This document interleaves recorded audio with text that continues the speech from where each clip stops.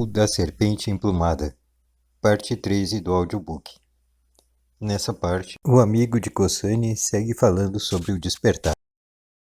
Mas chega o grande momento a quem mantém vivo o esforço. Então se exortam as possibilidades latentes no homem. É algo que alguém sabe por si mesmo. Não necessita que se o diga ou interprete ninguém. Descobrem-se no corpo distintas classes de vidas, distintos níveis. Então um já não anda às cegas. Sabe até onde vai e sabe por que faz tudo quanto faz. Os evangelhos se convertem em um guia muito valioso. Já o vês, nem tu nem eu podemos dizer que somos discípulos de um ser tão magnífico e glorioso como Jesus Cristo. E cremos estar despertos. No horto de Getsemane, os apóstolos, os discípulos, permaneceram dormindo. Meu amigo disse estas últimas palavras com um tom tão reverente que me impressionou. Seus olhos começaram a encher-se de lágrimas, e ele as deixou correr pelas bochechas sem envergonhar-se por isso. O que segue o disse com uma voz entrecortada por uma emoção tão poderosa que, por instantes, me sacudiu a mim também. Eu fiquei perplexo. Ele seguiu dizendo: um apóstolo é por si só um homem superior. E Jesus foi uma inteligência como muito poucas vezes há visto a terra. No entanto, há aqueles que pensam que se rodeou de tolos e nécios. Os apóstolos tinham uma vontade à prova de muitas coisas. De outro modo, não teriam podido viver perto de Jesus. Apesar disso, todos lhe falharam em seus últimos dias. E essa é a história do crescimento interior do homem. Altos e baixos. Ambos guardamos silêncio. E não quis continuar interrogando-lhe por medo de produzir-lhe novos transtornos. Ele percebeu minha atitude e disse: não interpretes mal esta emoção. Não é debilidade, é força. É o meio como se obtém um singular entendimento. Havia me chamado poderosamente a atenção sua referência à inteligência de Jesus e à de seus discípulos.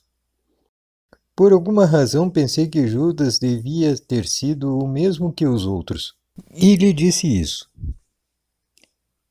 Em primeiro lugar, disse ele, é preciso que insista sobre um fato. Para ser discípulo de uma figura como Jesus Cristo, é preciso haver visto algo, haver compreendido algo. É necessário conhecer algo verdadeiramente real. Agora, bem, se diz que os discípulos eram pescadores. Jesus lhes disse que os faria pescadores de homens.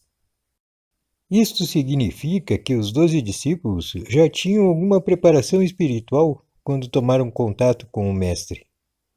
Se não tivessem sabido algo verdadeiramente real, não teriam podido reconhecer ao Cristo em Jesus. Não teriam podido valorizar devidamente seu ensinamento.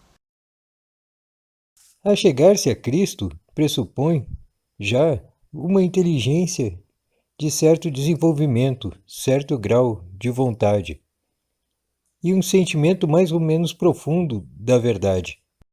Naturalmente que depois da crucificação mudou tudo, porém isto é outra coisa. Em segundo lugar, supor que Judas pôde enganar a Jesus é pouco menos que blasfemar. A relação entre Cristo e seus discípulos é uma relação que não pode conceber o homem em termos de uma vida ordinária, baseada nas compreensões que aportam os sentidos. É necessário ir além dos sentidos, ou seja, formar-se olhos para ver e ouvidos para ouvir. Ver e ouvir significados mais que fatos isolados. É ver e ouvir em um plano de relações. Se diz que Judas traiu a Jesus.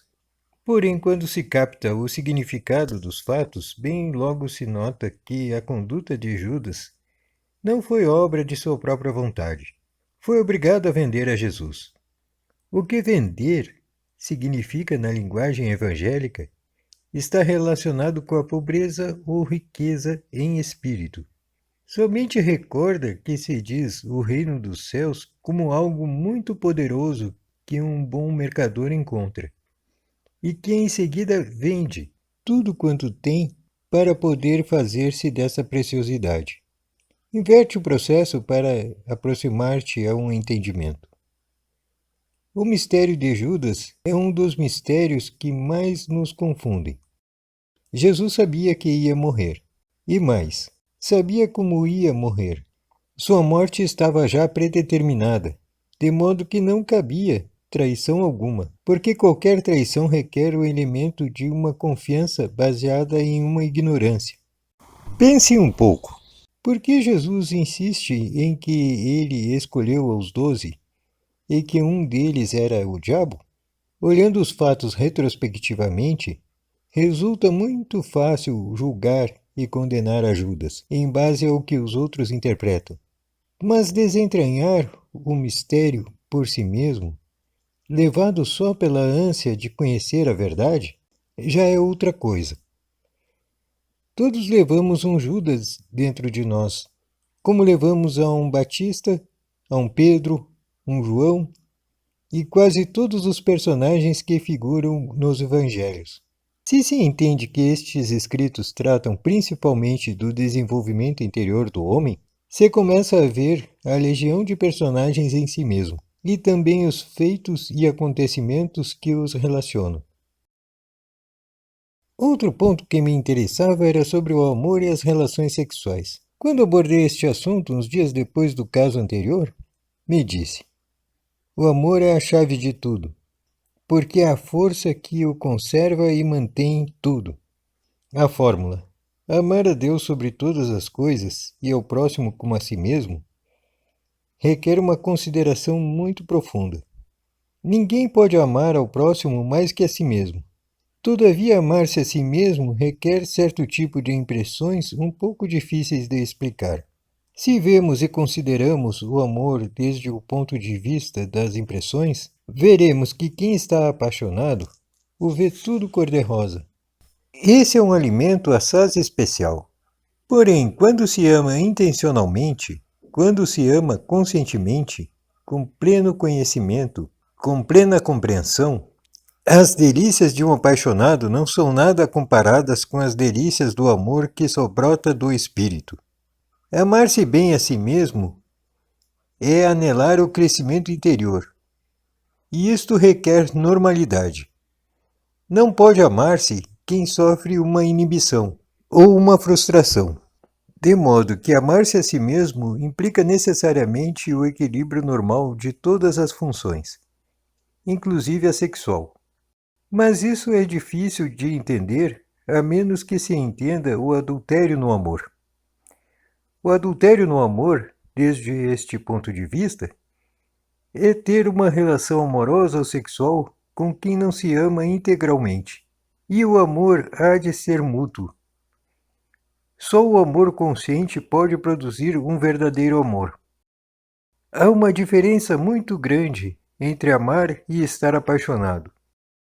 O primeiro pressupõe conhecimento de si mesmo até certo ponto e entendimento de certas leis. O segundo é uma coisa predeterminada pela vida da natureza, para os fins da criação e manutenção da vida. Para a evolução consciente é preciso o equilíbrio, a normalidade.